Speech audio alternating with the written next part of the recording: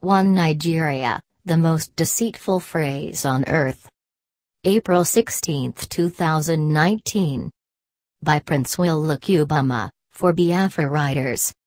Nigeria, a former British colony who gained her independence on 1 October 1960, was set on the path of practicing a federal system of governance due to the divergent nature of numerous ethnicities lumped up into one entity. Therefore, in order to prosper in peace and unity, the federal character principle was expected to be upheld in high esteem so as to give all the federating units a sense of belonging. In other words, all and sundry that constituted the country must be treated equally, regardless of the religion or ethnic inclination, so as to achieve one solid federal entity.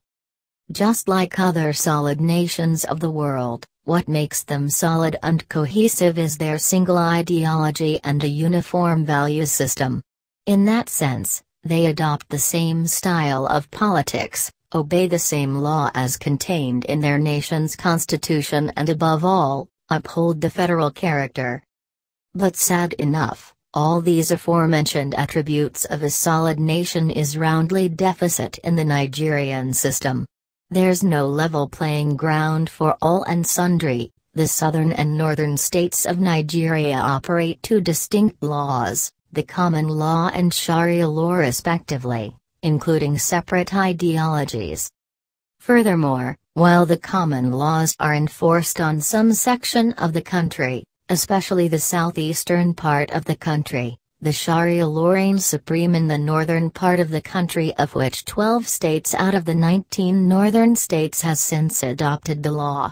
All in a supposedly secular nation.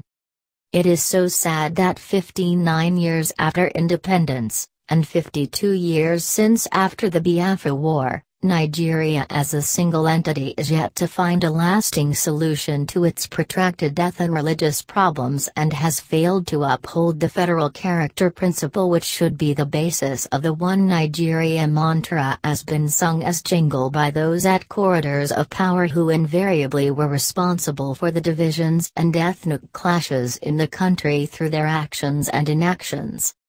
The phrase, One Nigeria, came into existence during and after the war, when the now southeast region decided to secede and build their own separate nation, since the rest of the federation has rejected them as being part of the federation. But instead of letting them go their separate ways, they invented the One Nigeria mantra in order to continue to hold them perpetually captive against their wish.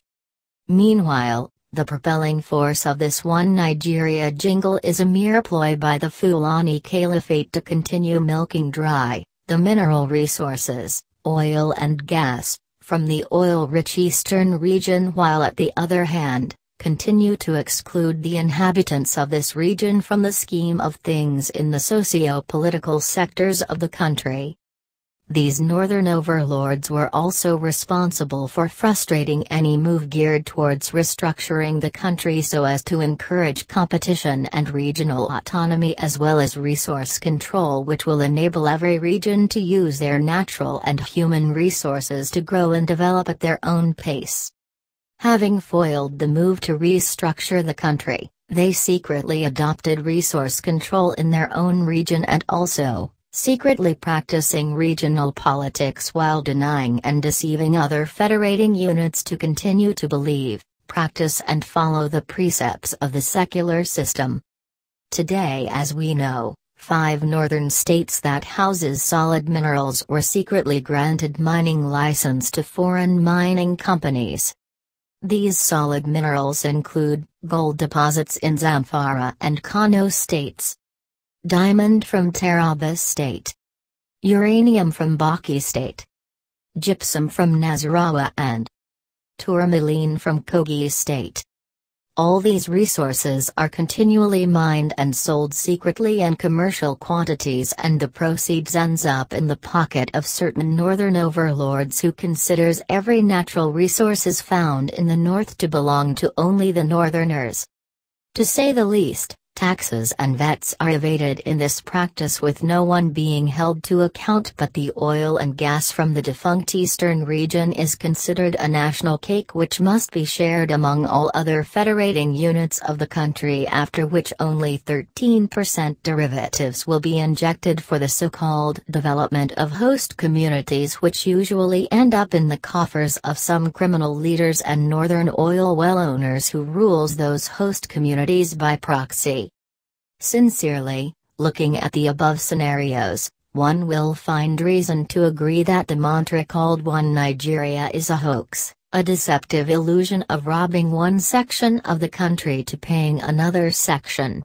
Therefore, there is no such thing as one in the geographical expression we know today as Nigeria, and this protracted death and religious crisis will continue until it snowballs into another fatal civil war which will spell doom for the sub-Saharan Africa and its environs, unless the critical players and stakeholders comes to a round table to discuss how to peacefully dissolve the entity to allow any constituent decide either to go their separate ways or remain with them.